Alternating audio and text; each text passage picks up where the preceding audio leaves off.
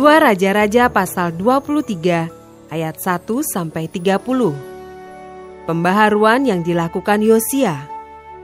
Sesudah itu raja menyuruh orang mengumpulkan semua tua-tua Yehuda dan Yerusalem. Kemudian pergilah raja ke rumah Tuhan, dan bersama-sama dia semua orang Yehuda dan semua penduduk Yerusalem, para imam, para nabi, dan seluruh orang awam, dari yang kecil sampai yang besar. Dengan didengar mereka, ia membacakan segala perkataan dari kitab perjanjian yang ditemukan di rumah Tuhan itu.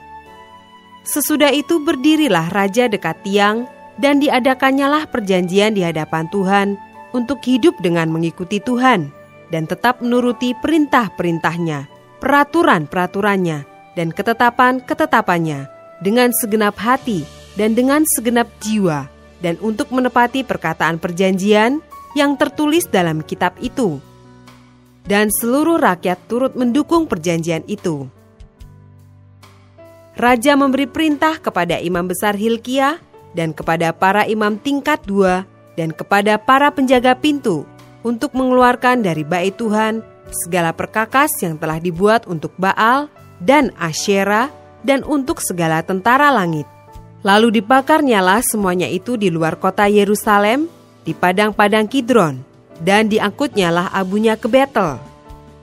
Ia memberhentikan para imam dewa asing yang telah diangkat oleh raja-raja Yehuda untuk membakar korban di bukit pengorbanan di kota-kota Yehuda dan di sekitar Yerusalem.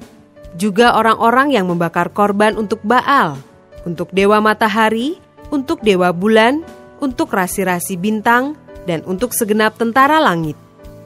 Dibawanyalah tiang-tiang berhala dari rumah Tuhan keluar kota Yerusalem ke sungai Kidron, lalu dibakarnya di situ dan ditumbuknya halus-halus menjadi abu. Kemudian dicampakannyalah abunya ke atas kuburan rakyat jelata. Ia merobohkan petak-petak pelacuran bakti yang ada di rumah Tuhan, tempat orang-orang perempuan bertenun sarung untuk Asyera. Disuruhnyalah datang semua imam dari kota-kota Yehuda. Lalu ia menajiskan bukit-bukit pengorbanan, tempat para imam itu membakar korban dari Geba sampai Beersheba. Dirubuhkannya pula bukit-bukit pengorbanan di pintu-pintu gerbang yang ada dekat lobang pintu gerbang Yosua, penguasa kota itu, yang ada pada sebelah kiri kalau orang memasuki pintu gerbang kota itu.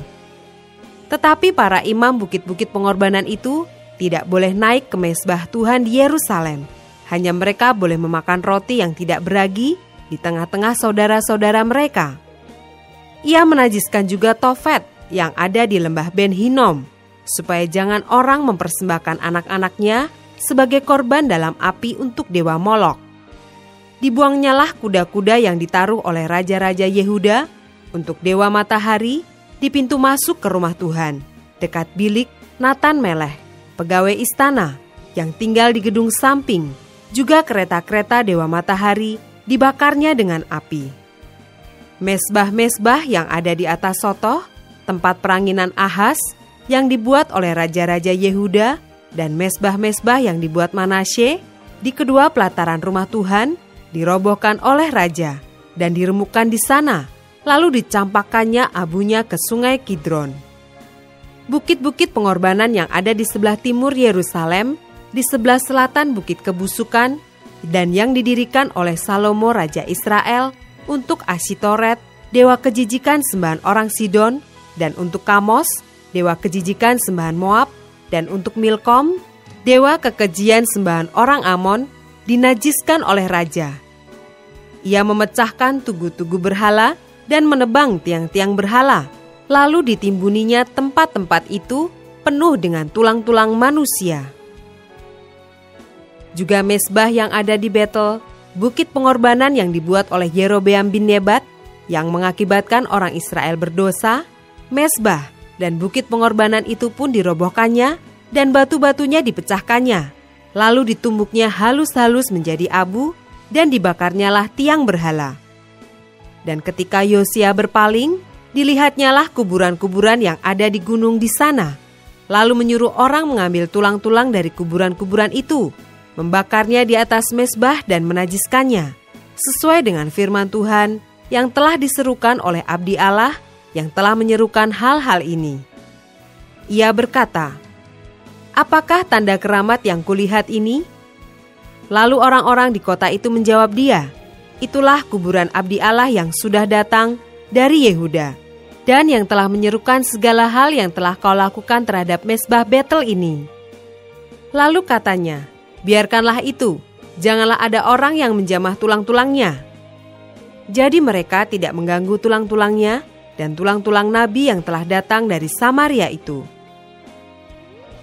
Juga segala kuil di bukit-bukit pengorbanan yang di kota-kota Samaria yang dibuat oleh raja-raja Israel untuk menimbulkan sakit hati Tuhan dijauhkan oleh Yosia, dan dalam hal ini ia bertindak tepat seperti tindakannya di Betel. Ia menyembelih di atas mezbah-mezbah itu semua imam bukit-bukit pengorbanan yang ada di sana, dan dibakarnya tulang-tulang manusia di atasnya. Lalu pulanglah ia ke Yerusalem. Kemudian raja memberi perintah kepada seluruh bangsa itu, "Rayakanlah Paskah bagi Tuhan Allahmu, seperti yang tertulis dalam kitab perjanjian ini. Sebab tidak pernah lagi dirayakan Paskah seperti itu sejak zaman para hakim yang memerintah atas Israel, dan sepanjang zaman raja-raja Israel dan raja-raja Yehuda. Tetapi barulah dalam tahun ke-18 zaman Raja Yosia, Paskah ini dirayakan bagi Tuhan di Yerusalem. Para pemanggil arwah dan para pemanggil roh peramal, juga terafim, berhala-berhala, dan segala dewa kejijikan yang terlihat di tanah Yehuda dan di Yerusalem, dihapuskan oleh Yosia dengan maksud menepati perkataan Taurat yang tertulis dalam kitab yang telah didapati oleh Imam Hilkia di rumah Tuhan. Sebelum dia tidak ada raja yang seperti dia, yang berbalik kepada Tuhan dengan segenap hatinya, dengan segenap jiwanya, dan dengan segenap kekuatannya, sesuai dengan segala Taurat Musa, dan sesudah dia tidak ada bangkit lagi yang seperti dia. Tetapi Tuhan tidak beralih dari murkanya yang sangat bernyala-nyala itu, yang telah bangkit terhadap Yehuda oleh karena segala sakit hatinya yang ditimbulkan Manasye. Lalu berfirmanlah Tuhan, "Juga orang Yehuda akan kujauhkan dari hadapanku, seperti aku menjauhkan orang Israel. Dan aku akan membuang kota yang kupilih ini, yakni Yerusalem, dan rumah ini, walaupun aku telah berfirman tentangnya, namaku akan tinggal di sana." Selebihnya dari riwayat Yosia dan segala yang dilakukannya, bukankah semuanya itu tertulis dalam kitab sejarah raja-raja Yehuda? Dalam zamannya itu, majulah Firaun Neko, raja Mesir, melawan raja Asyur di tepi sungai Efrat. Raja Yosia pergi menghadapi dia, tetapi Firaun membunuhnya di Megido, segera sesudah ia melihatnya. Pegawai-pegawainya mengangkut mayatnya dengan kereta dari Megido dan membawanya ke Yerusalem. Kemudian mereka menguburkannya dalam kuburnya sendiri. Maka rakyat negeri itu menjemput Yoahas, anak Yosia, mengurapi dia dan mengangkat dia menjadi raja menggantikan ayahnya.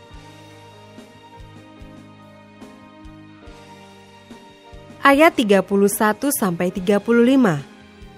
Yoahas, Raja Yehuda.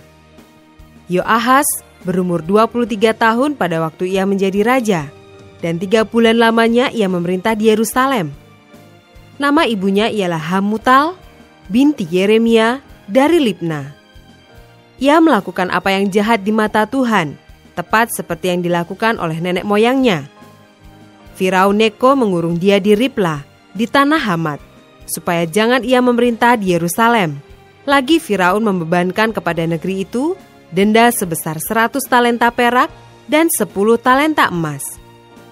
Firaun Neko mengangkat Eliakim anak Yosia menjadi raja menggantikan Yosia ayahnya dan menukar namanya dengan Yoyakim.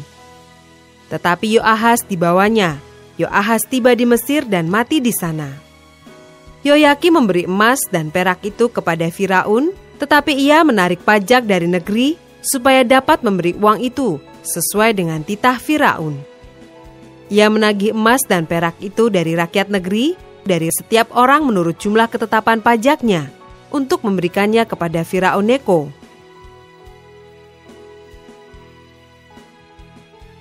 ayat 36-37. Yoyakim, Raja Yehuda.